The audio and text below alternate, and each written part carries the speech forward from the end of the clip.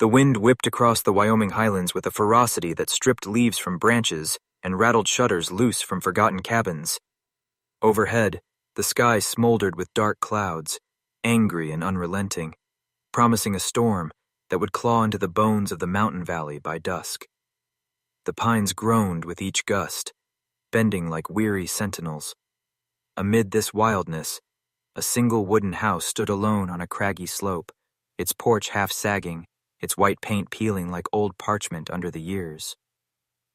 Adeline Crow dug her spade into the half-frozen soil, her fingers raw and red, her breath curling upward like smoke. She worked not out of necessity but habit, a ritual performed each morning since her world had shattered. Her garden, now withered and brittle, held nothing of summer's bloom. Still, she tended it. She couldn't explain why. It was the last place she had spoken to her husband, Tom, the last place the children's voices had echoed before fire claimed them all. She straightened slowly, back aching, knees stiff, and looked out toward the tree line. Something stirred there. A movement? No, just the trees, she told herself. But her hand lingered on the rifle propped against the porch post.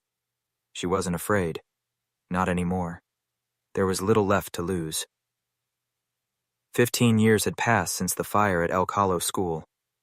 The memories still burned brighter than the sun, smoke curling under the doors, screams, little footsteps pounding against hot floorboards, her husband's voice, distant and urgent. "Get them out, Addie. I'll hold the back wall." She'd dragged 2 girls to safety before the ceiling collapsed behind her. The rest were gone. 5 children. Her Tom. Her purpose. The townsfolk had buried the bodies and her reputation in one stroke. Negligent, they called her. Reckless. She was asked not to return. She hadn't. The cabin in the hills became her refuge, then her prison.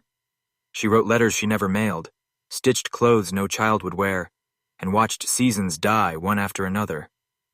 Her only company was the whispering wind and the old dog who passed the winter before last. Now, only the fire's crackle and the scratch of her pen in her journal broke the silence.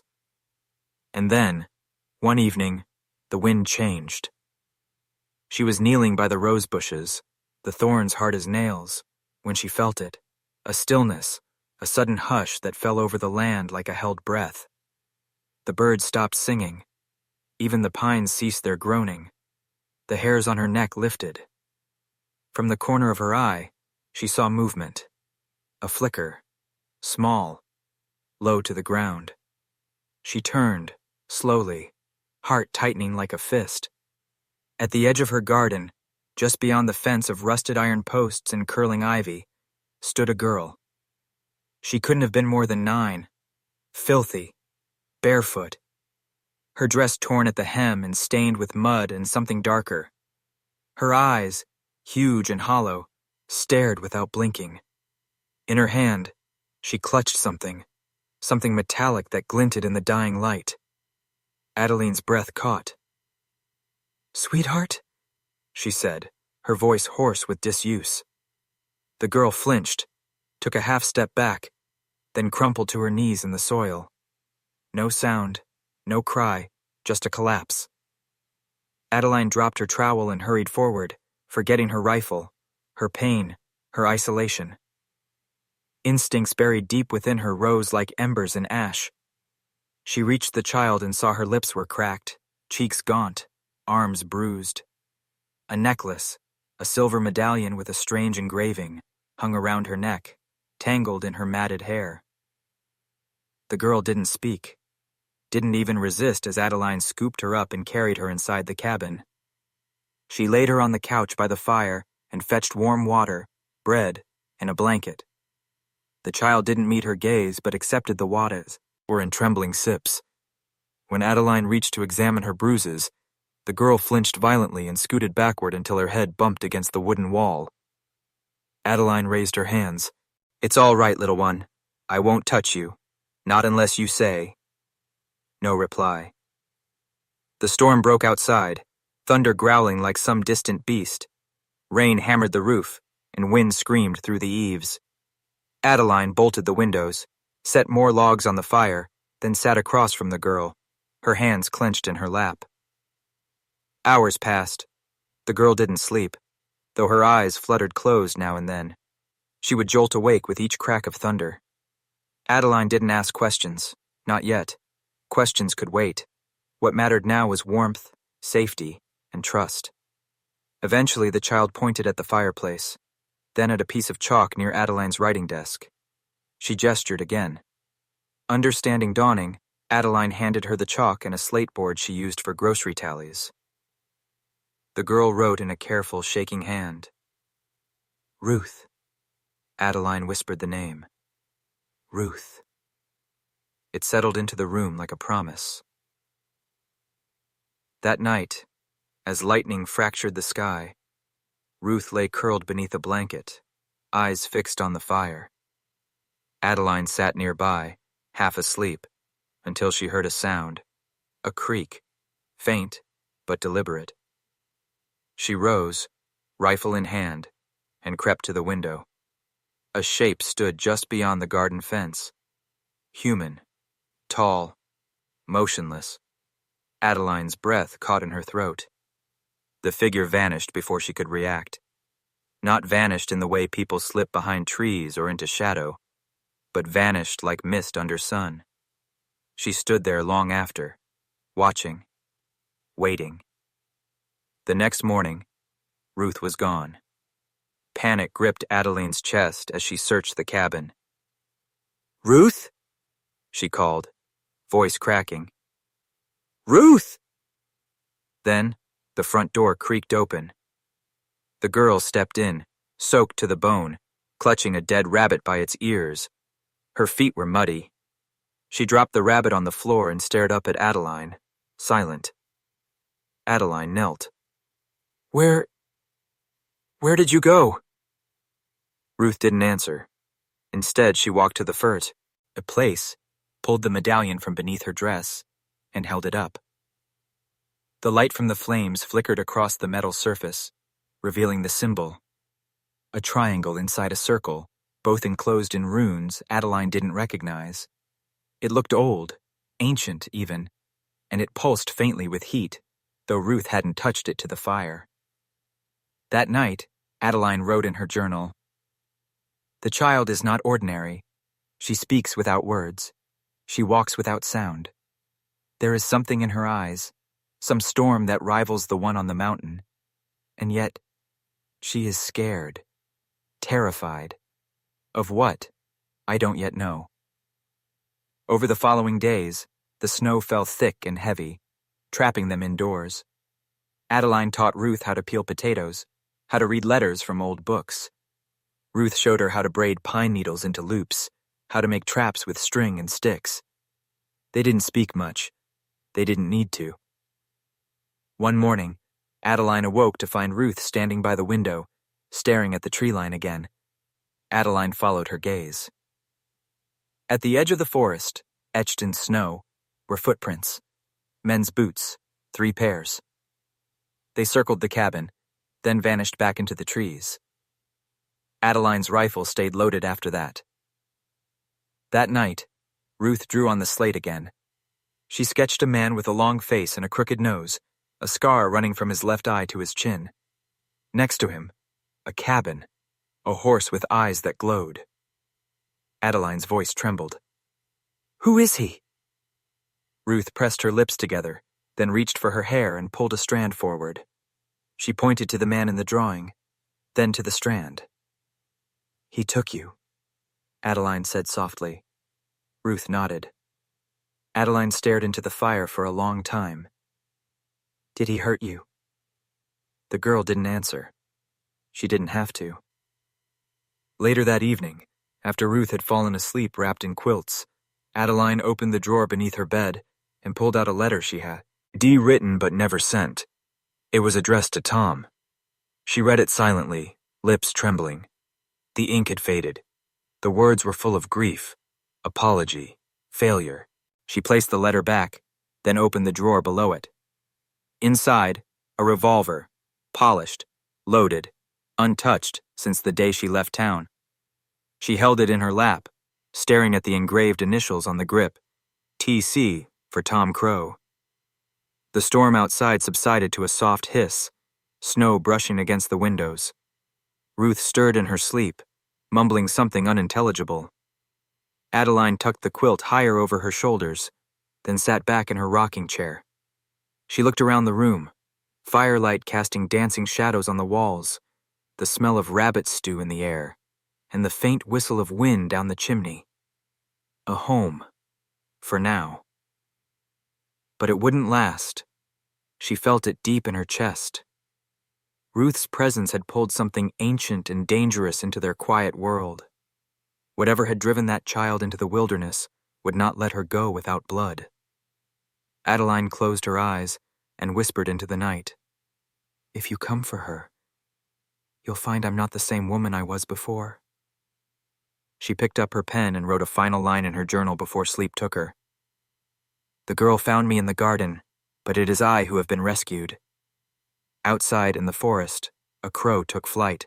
The snow came heavier after Ruth arrived, blanketing the hills in thick, crushing silence. Adeline found herself checking the door bolts more often, listening to the groan of pine beams and the distant creak of snowdrift settling. The wilderness, once her companion, now seemed like a watchful thing, holding its breath, waiting for something to break. Ruth adapted quickly to the rhythms of cabin life. She moved lightly, rarely spoke, and never strayed far from the window. Her eyes, always scanning, seemed to see things before they happened. Birds bursting into flight, a change in the wind, a shadow darting behind trees. When Adeline asked if she remembered where she'd come from, the girl would only sketch vague outlines. A narrow canyon, a wooden shack, a man's belt with a silver buckle shaped like a horse's head. Each detail left more questions than answers. Adeline started waking up with her fists clenched, her dreams filled with fire again. But now the smoke was thicker, and Ruth was there, standing in the schoolhouse doorway, eyes wide and mute as the flames raced toward her. In the dreams, Adeline couldn't move, couldn't save her. She'd wake in a cold sweat, the girl sleeping soundly a few feet away. On the fifth morning, they found the deer carcass. It lay just beyond the garden's edge, steam still rising from the torn belly. Flies had not yet come. Its throat had been slit with surgical precision, but its limbs were broken, twisted at unnatural angles. Beside it, embedded in the snow, was a single footprint. A man's boot, size large, the tread deep and deliberate. Adeline scanned the tree line, rifle tight in her grip. Ruth stood behind her, not crying, not afraid, just watching, her expression unreadable.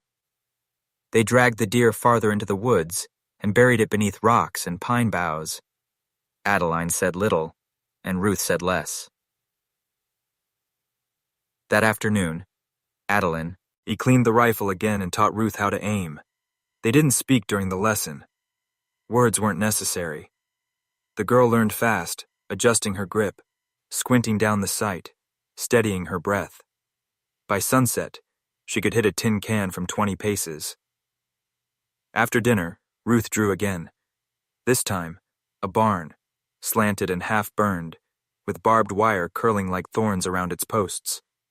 Inside, in the corner of the sketch, a small figure crouched behind hay bales, while larger shadows moved around her. A dog chained to a post. A man with a scar that split his face like a road on a map. Adeline looked at the drawing for a long time. Then, carefully, she tore it from the slate and tucked it into her journal. "I won't let them take you," she said aloud, not looking at the girl. Ruth didn't reply. She simply picked up the chalk again and began a new drawing, this time of Adeline, holding the rifle, standing between two trees like a sentinel. They ventured to town only once. Supplies were running low: coffee, flour, kerosene. The trail was narrow and frozen stiff, their sled creaking as they trudged toward the smattering of buildings that passed for a village. Ruth wore a hooded cloak and kept her face down. Adeline held her hand tightly, watching every pair of eyes that turned toward them. Inside the general store, conversation stopped. The few customers, loggers, ranchers, a drunk slumped in the corner, stared with thinly veiled suspicion. Ruth moved like a shadow, brushing past shelves without touching anything. Adeline didn't speak unless spoken to. "Didn't think you still drew breath," the shopkeeper grunted, squinting at Adeline over his spectacles. "Only just," she replied flatly. The shopkeeper's eyes landed on Ruth. "She yours?" "No." "She run off?" Adeline didn't answer. She paid in silver coins and kept her gaze sharp as a blade. As they turned to leave, a man at the back of the store rose slowly from a wooden chair. He was tall, lean, and wore a coat stiff with dried mud.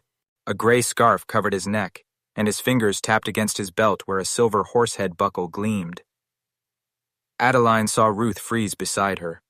The man didn't speak, just nodded once, subtly. Not to them, but to the shopkeeper. Then they walked out into the cold.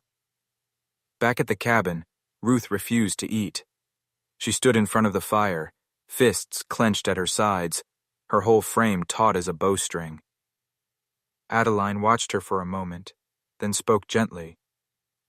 "Who is he?" No answer. Did he take you from your family?" Ruth slowly turned her head. Her eyes filled with tears, but they didn't fall. She opened her mouth, tried to speak, and failed. She pointed to the scar she'd drawn earlier, then to the direction of town. Then, she pressed both palms against her chest and mimed pulling something out, like her heart being torn. Adeline swallowed. "He's still looking for you." The girl nodded. Later that night, they heard howling, low and long and close. Not wolves, men. The kind of sound that came from throats full of whiskey and cruelty. Adeline doused the lamps and pulled Ruth close.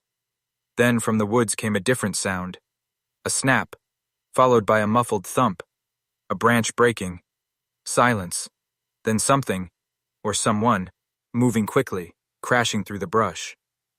Adeline took the rifle and crept onto the porch. Snow dusted the stairs. Her breath clouded in front of her. She stepped out cautiously, eyes scanning the tree line.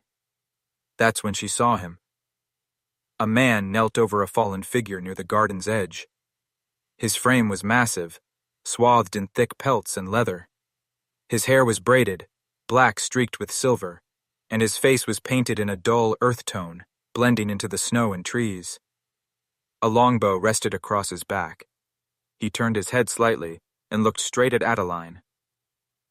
"You should not be here," he said quietly. Adeline didn't lower the root. "Foul. Who are you?" "I came for the men, not for you." "You killed him?" The stranger nodded. He was hunting what should not be hunted. Ruth appeared silently at Adeline's side. The man saw her and stiffened, recognition flashing behind his eyes. "She carries the mark," he said, almost reverently. Adeline narrowed her gaze. "You know what that necklace means?" The man hesitated. "I know who made it." He stepped back, melting into shadow. "You won't last the week if you stay here. He has others." "Wait!" Adeline called, but the trees had already swallowed him. The next morning, a crude warning was carved into the birch outside. "He is coming." Adeline fortified the cabin. She nailed boards across the lower windows, moved the food stores to the root cellar, and trained Ruth on how to reload the rifle. They spoke little, but every glance exchanged between them carried the weight of unspoken promises. That night, the stranger returned. He didn't knock. He simply appeared by the fire as though he had grown from the shadows. Adeline didn't flinch. Ruth looked up from her slate and didn't move. "My name is Elias Blackbird," the man said. "Your husband fought beside my brother, Tom Crow, a good man." Adeline's breath hitched. "You knew Tom?" Elias nodded. "He once saved my life at Devil's Ravine. I owe him. He crouched by the fire, removed his gloves, and extended his hands to the warmth. His knuckles were thick with scars, and the nails were cracked from years of survival. Adeline studied him. Why help us? Elias looked at Ruth. Because they're not just after her. That symbol she wears, it's not just decoration. It's blood-claimed, tribal, sacred, and it was stolen. Adeline's mouth was dry. By who? By the man with the scar. He wants what doesn't belong to him, and he'll kill to keep it. The fire popped. Wind scraped against the walls. Ruth leapt, and into Adeline's side, the smallest whimper escaping her lips. Elias stood. I can keep watch, but you'll need to be ready. He disappeared again, like smoke through cracks in the wall. Days passed under his silent protection. Adeline began to trust him, not because of what he said, but because of what he didn't. He never asked questions, never invaded. When Ruth was too frightened to sleep, Elias would sit outside the door all night, bow across his knees, humming some low melody that sounded like wind through canyon rock. One evening, Ruth handed him a sketch. It was of him, perched on a rock, silhouetted against moonlight, a protective shape against the dark. Elias smiled and tapped the drawing once before tucking it into his coat. Adeline watched the exchange from the doorway. She didn't speak. But something inside her, some small, long-buried ember, began to stir. The three of them became a kind of family, unspoken but real. Adeline cooked. Elias hunted. Ruth drew their world into being page by page. Still, the threat never left. They found signs daily: broken branches, disturbed snow, claw marks along the cabin's outer walls that were too high for wolves. Once, a rabbit was left hanging from a hook on the porch, throat cut neatly, its eyes still open. The scarred man was close. One morning, Ruth looked up from her drawing and whispered her first words since she'd arrived. He killed my mama. Adeline stopped chopping wood. The axe hovered mid-air. Ruth didn't cry. She simply said it again. He killed her. He said I belonged to him now. Adeline sank to her knees in the snow, the axe slipping from her hands. She pulled Ruth into her arms and held her, tight and shaking. You don't, she whispered. You don't belong to anyone but yourself. That night, the sky was clear, and the stars bled blue across the heavens. Elias stood on the ridge above the cabin, eyes scanning the distant tree line. Below, Adeline wrote in her journal with fingers stiff from cold and fear. She is no longer a stranger. She is my responsibility. No, she is my Riedema. Auschen. The wind shifted again, warm this time, southern. It carried the scent of ash and blood. And somewhere deep in the pines, something began to move. Adeline didn't sleep that night, neither did Ruth. They waited side by side, knowing the storm hadn't passed. It had only just begun. The fire crackled low in the hearth, casting thin orange veins of light across the cabin walls. Ruth lay beneath a patchwork quilt, her eyes open, fixed on the ceiling. She hadn't spoken again since the confession. Not because she couldn't, Adeline thought, but because the words she had shared had taken all her strength. One truth had emptied her like a wound, and now she retreated inward, where memory could not be chased. Adeline sat at the table, slowly cleaning the revolver that had once belonged to Tom. Every click of metal, every pass of the cloth over steel, felt like stitching shut a piece of herself. She didn't want to fight. She never had. But somewhere in her soul, long buried beneath years of silence and ash, a voice stirred. And this time, it did not beg for peace. It demanded protection. Outside, Elias paced the ridge, a phantom in the dark. He hadn't spoken much since Ruth's words either.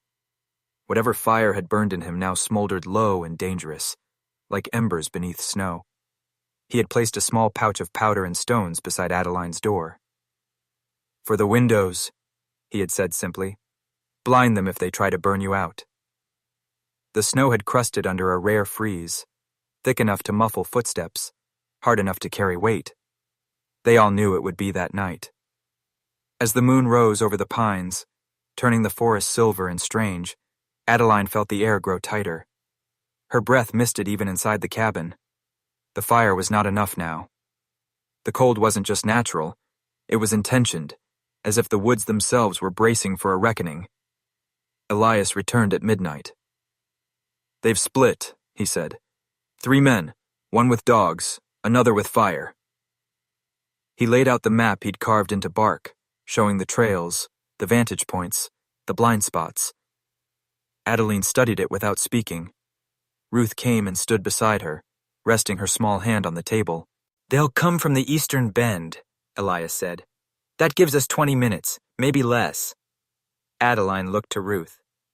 "You remember where we practiced with the rifle?" Ruth nodded. "Good.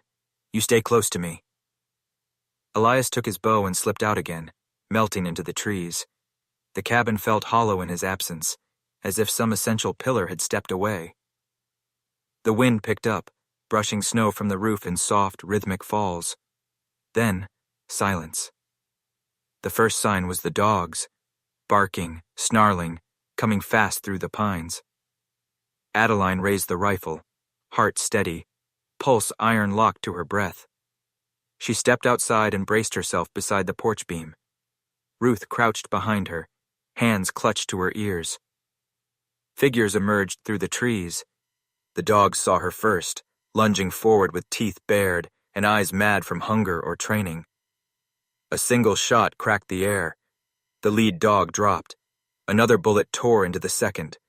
The third hesitated just long enough for a streak of shadow to whistle through the air, a long arrow catching it behind the ear. It collapsed in a sprawl. Then came the men. The one with the fire carried a torch in each hand, his face wrapped in a scarf against the cold. He hurled the first flame toward the cabin's side, but it bounced off the soaked boards with a hiss. The powder Elias had given her had worked. The walls would not burn tonight. Another man fired from the shadows, a bullet ricocheting off the porch rail. Adeline dropped low and returned fire. The crack of her rifle echoed sharp and hard. A grunt followed. One down. Through the chaos, Ruth crawled into the cabin and pulled the boards back over the windows, checking the lantern Elias had left her. She didn't cry. Her hands moved with purpose, with trust. Then came the scarred man. He didn't rush like the others. He walked slowly, almost confidently, from the trees, coat flaring, eyes lit with something beyond cruelty. In his hand, he held a revolver. In the other, a length of rope. "Adeline Crow," he called out, voice thick and low, like gravel rolled in syrup. "I know who you are." She didn't reply. "You think that child's yours?" he said. "She ain't. She was bought and claimed fair. You got no right to keep what don't belong." "She's not a thing," Adeline growled. "She's a girl. She's marked. That necklace? It's not yours to protect. It's power. She don't even know what she is." Adeline didn't lower her rifle. "Neither do you." A second shadow darted behind him. Elias appeared, swift and silent, and lunged with his blade. But the scarred man spun, striking him hard with the butt of his gun. Elias collapsed in the snow with a grunt. Adeline fired, but the scarred man dodged, rolling behind a tree. Another gunshot rang out, splintering the wood inches from her cheek. Ruth screamed from inside. Adeline turned and saw the final man had slipped into the cabin through the back. He grabbed Ruth by the hair, dragging her out by force. The child kicked and bit, but he was large, snarling, foul-breathed. Adeline rushed inside. Her rifle empty, she grabbed Tom's revolver from the table and raised it. Her hands shook, but not with fear, with fury. "Let her go." The man laughed. Or what, old hag? Ruth twisted, grabbed the medallion around her neck, and slammed it into his eye. He roared, dropping her. Adeline fired once. The man stumbled back. Again. He fell against the wall, the firelight flickering across his chest as blood bloomed like ink across snow. The scarred man entered behind her.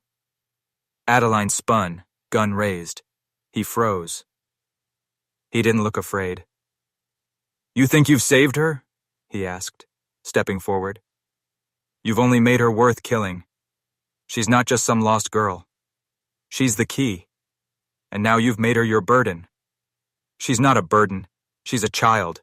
No, she's a weapon. He lunged. They collided in the center of the room, the revolver knocked from her hand. He slammed her into the wall, breath ripped from her lungs. His hands found her throat. She clawed at him, gasping. Then, a gunshot. He staggered. Behind him, Ruth stood with the rifle, barrel still smoking. The scarred man turned, dazed, blood pouring from his side. You! Ruth fired again. The shot tore through his chest. He dropped to his knees, stunned, confused, then collapsed beside the hearth. Adeline crawled forward, gasping.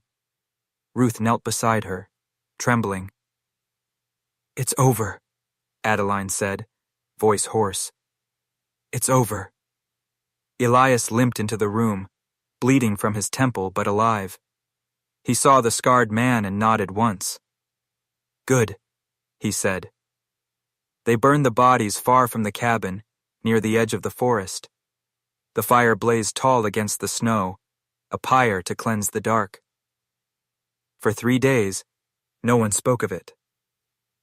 The storm passed, the snow softened, birds returned to the branches. Life, cautious and fragile, resumed.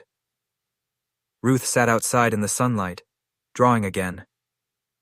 This time, she drew the 3 of them, herself, Adeline, and Elias, standing at the cabin door, faces calm. Behind them, the pines loomed, but there was no shadow among them. Elias stood beside Adeline as she hung new herbs above the doorway. She'll need more than this, he said quietly. The necklace, its power's not finished. I know, Adeline replied, but she's not alone anymore. He looked at her for a long moment, then handed her a small folded paper. Inside, a map. On it, a path west. When the snow thaws, follow this trail.